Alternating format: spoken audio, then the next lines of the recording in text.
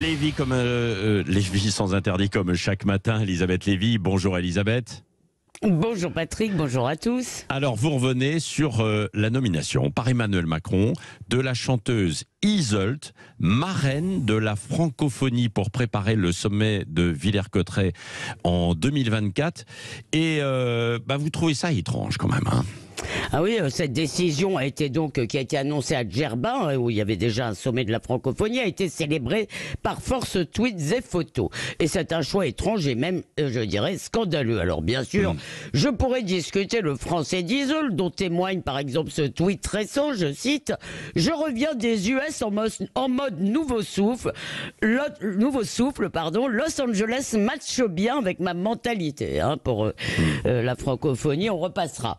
Mais évidemment, c'est assez bénial par rapport à ses prises de position. En 2019, elle déclare qu'en tant que femme noire et grosse, elle est oubliée par la société et à la culture, et elle déclare cela le soir où elle reçoit une victoire de la musique. En 2021, elle s'exile à Bruxelles et explique au Guardian que, je cite, les habitants de Bruxelles accueillent la diversité et assument leur passé colonial, ce qui est encore tellement tabou en France, ce qui est évidemment complètement faux, mais en clair, les Français n'en font pas, selon elle, pas assez dans la repentance. Et puis elle n'a évidemment aucune reconnaissance pour son pays natal, ce pays où ses parents congolais se sont installés. Voilà, encore une déclaration, on doit quoi à la France?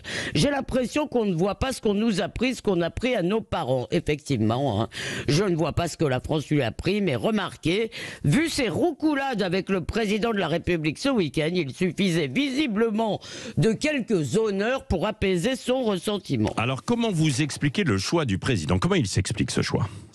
Eh bien, on aimerait croire à une bourde, mais je suis sûr que les services de l'Élysée ont parfaitement informé Emmanuel Macron sur les déclarations que j'ai citées. Qu'il nomme une Française d'origine africaine pour montrer que le français est une langue planétaire, oui.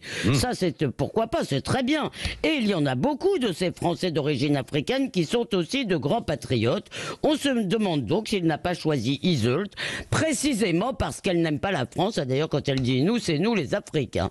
On dirait, en réalité, que pour Emmanuel Macron, la France est finie et que son logiciel, à lui, il est post-national et multiculturaliste et qu'il n'est pas loin, finalement, de partager les idées wokistes d'Yseult et de ses militants qui refusent de tourner la page coloniale.